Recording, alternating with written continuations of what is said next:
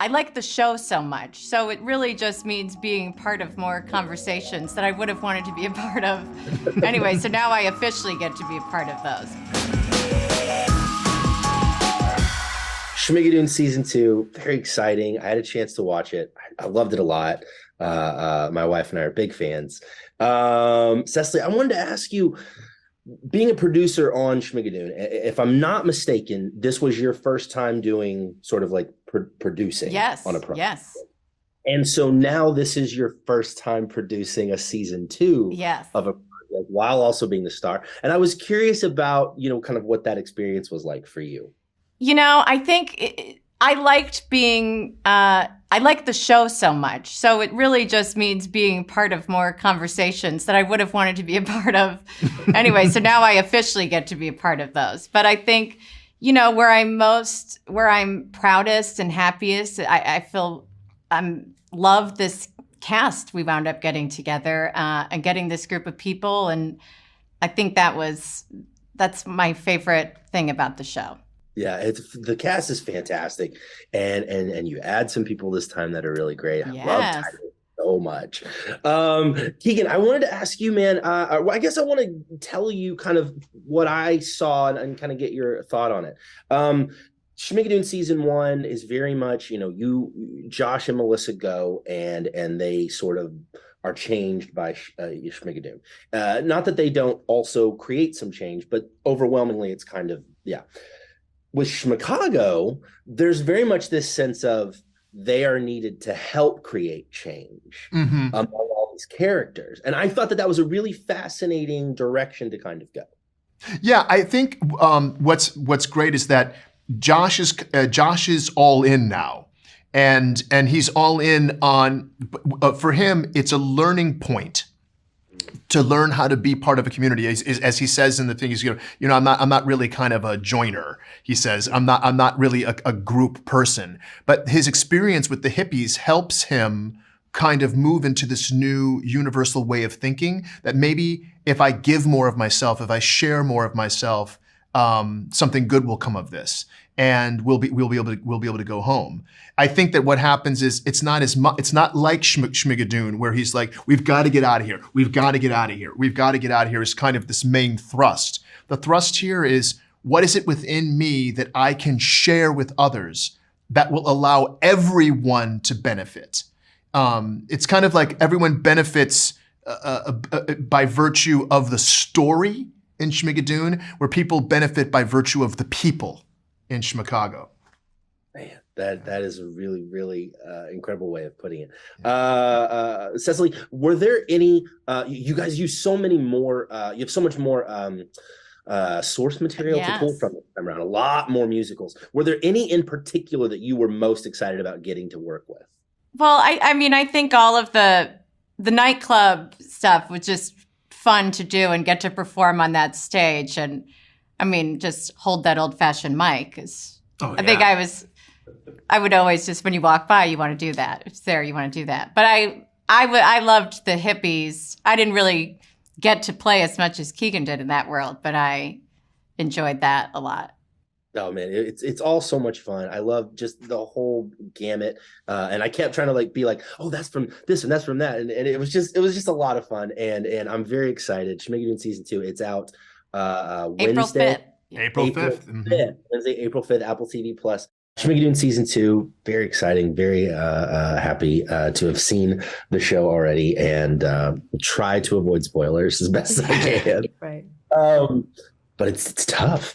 Dub, I want to start with you. I had a chance to speak with Cinco, and when I asked him about kind of going from season 1 to season 2, and was there any character or star that he was sort of excited to do more with or see kind of change, his answer was that he was very excited to do more for you, or give you more to work with Jenny, because he felt that he and the writing team had not done you justice. Now, I am slightly paraphrasing, but that is essentially the spirit of what he was saying. So I wanted to get your kind of thoughts and reaction on that, as far as going from Betsy to Jenny in season 2.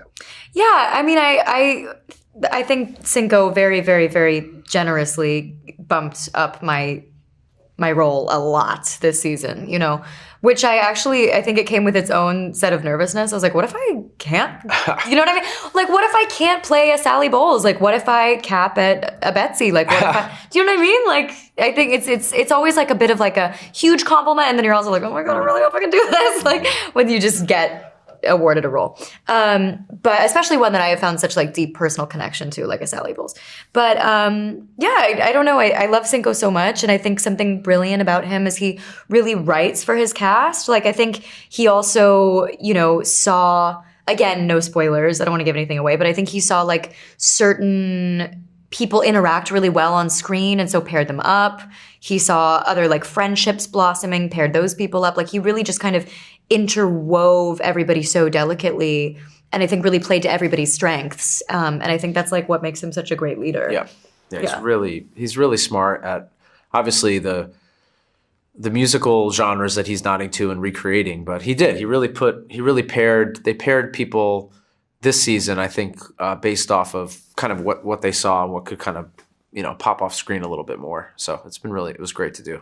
That kind of leads into something else that I wanted to ask, and it is tough, and maybe it's a little spoilery, but I hope not.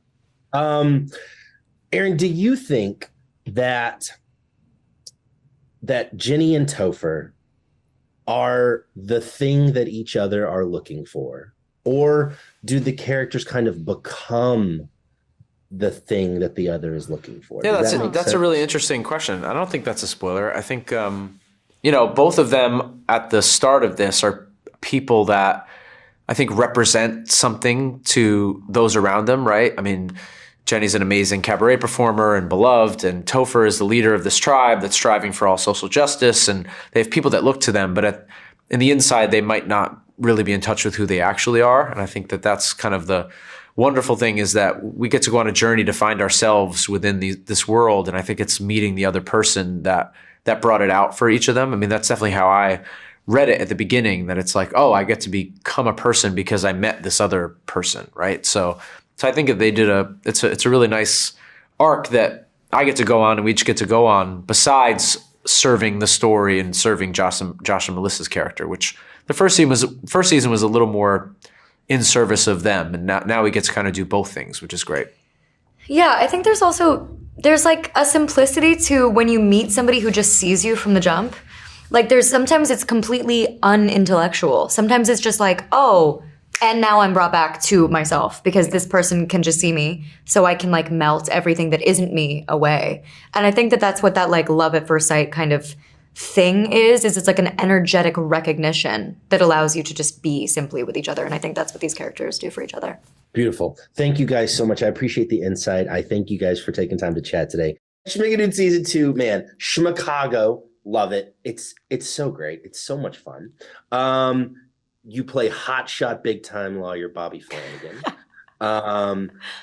I would imagine taking on such a big, you probably did a lot of legal research ahead of time, right? A lot of legal books, things like that. Yes. Yes, I did. Watching a lot of Boston Legal was the first one.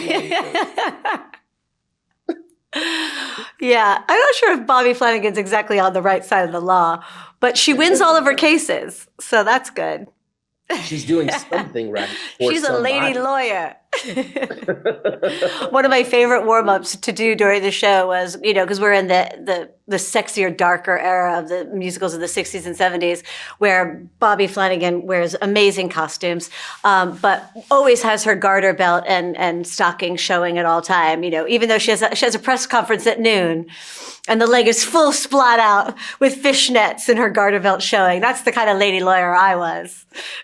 It's so funny. I love that too. It's so funny because I remember noticing that in the courtroom scene and the way she's sitting, and I was like, that's so funny. Like, what great commitment to detail. I appreciate that, but that is what is like the zest and what I love about the women of those musicals. That's what I was going to ask, was like, what kind of did you like most about being Bobby? So I guess the fact that she is such an epitome of those kind of eccentric characters from the Right. I mean, these are the Chicago women. These are the women that Bob Fosse created and celebrated. You know, the musicals where the women got to be ballsy and sexy, and they were the leads of the musicals. You know, that it wasn't like that before. It was always the ingenue who sang pretty and soft. So these were the grittier women that came in with some balls. My part was just so beautifully written by Cinco Paul. I mean, he gave me a treasure trove of delights to play with. And I personally love the musicals of the 60s and 70s. So any reference that he had in the script or that I could add in was a great joy for me. I mean, to me, that is the fun of doing something like Schmigadoon. Yeah. While your character is very sort of specifically taken from those Fosse characters and Chicago itself. Specifically. Yeah. Were there any other musicals that season 2 touches on that you were very excited about doing? Yes. Well, I mean, the characters are so intricately woven together, and characters that you wouldn't think would meet are intricately woven together. Certainly, I think the Sweeney Todd and Annie mesh, what do you call it? Do you call that a like mashup? Thank you, mashup. The Sweeney Todd and Annie mashup is brilliant. Why had we never thought of it before? And it's really the only way to move forward. I think the Sally Bowles Sweeney Todd mashup is so cleverly done, and totally unexpected. Even me reading the script for the first time didn't see that one coming, and I was like, as the script was going on, I was like, I see where this is going. And I love Aaron's role in this season. I think he's amazing in the show this season. I love that whole hair, Godspell section, combining that whole world of those musicals coming together is so just delicious. I mean, they're all in there. In my number, we reference company, we reference a chorus line. There's so many, even just a few musical notes that will reference a musical number from another musical. And if you get it, you delight in it. If you don't, you're just going to love the number for what it is. It's Broadway Inception. Yeah. Jane, thank you so much for taking time to chat today. I really appreciate it. Oh, thank you. Such a pleasure.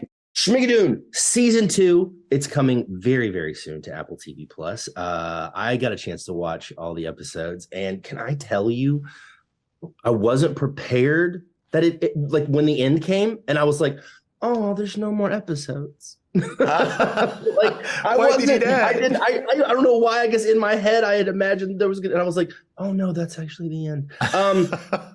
And I want to ask you about. I love the juxtaposition between Florence and Madame Frau, and I wanted to ask you if there was any specific elements of playing those two different characters, or kind of going from Florence to Madame Frau, that you enjoyed most.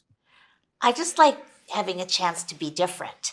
I think there's, I'm a character actress anyway. So they're both wonderful. I love both of them equally. But I, of course, love Madame Frau because it's always more fun to be a little bit bad or a lot bad. I think there's something great about her in this season because she has an arc. She doesn't stay the same. You can see a little bit of Florence's good in her by the end, right? We've been talking about this a lot. It's like, it's still us. It's still us from season 1, right? But even though we're playing different characters, but we still have that same kind of like camaraderie. And you can tell like that we are really having a great time together. It just feels like it's sort of a connective tissue through both seasons, even though the characters couldn't be more different, right? Sure. Yeah. I think that what I love about the characters that you guys play are that, for me, I found them to be maybe the most embattled, sort of the two that kind of are harboring the most sort of like depth of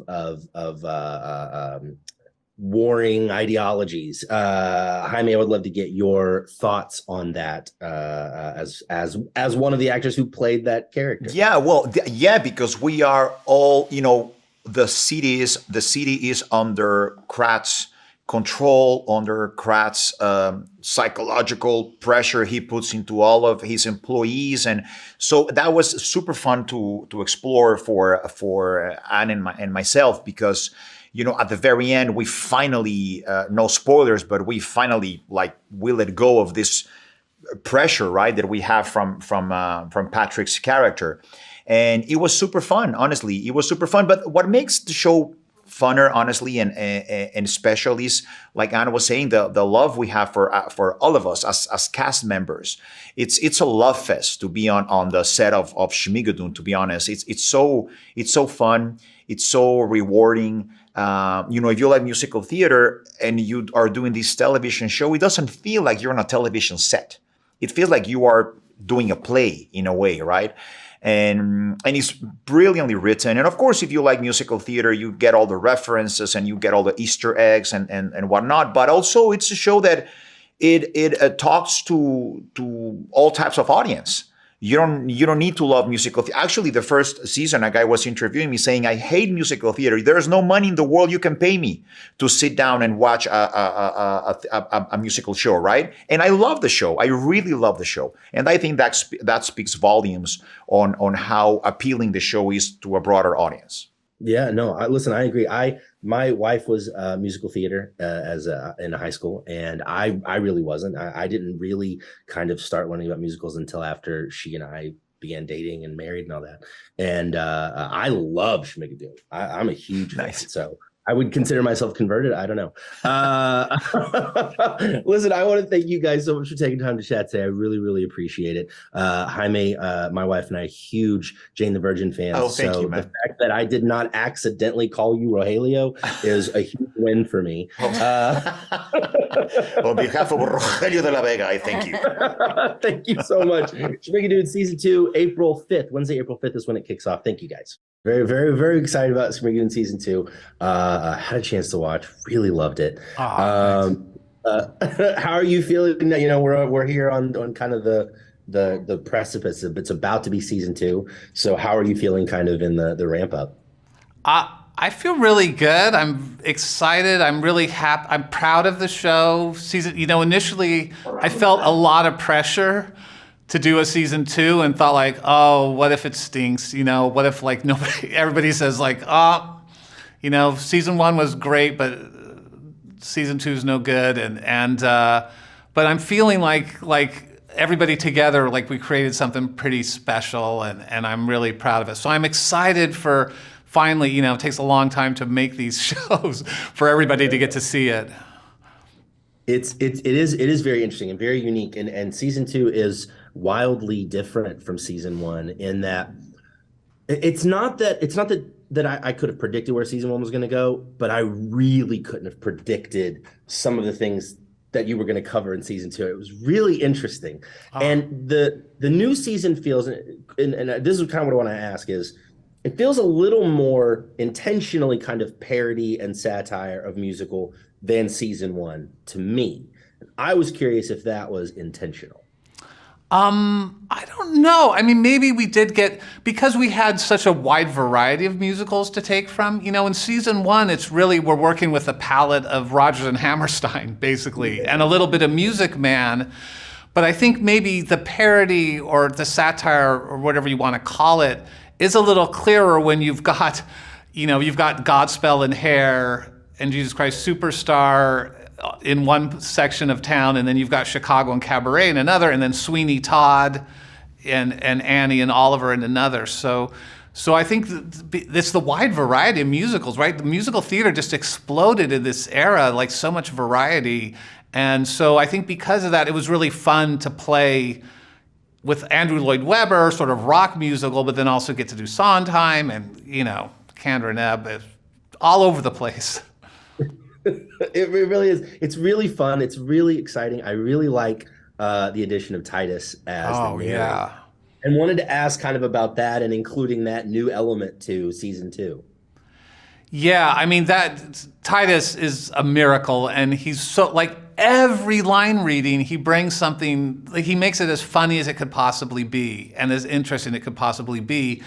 And then the vocal range, right, is just insane. And so writing that song, Famous as Hell, with him in mind was really fun, because I was like, oh, Titus is going to be able to like hit those high notes, like Judas does in Jesus Christ Superstar, right? He's going to get to wail.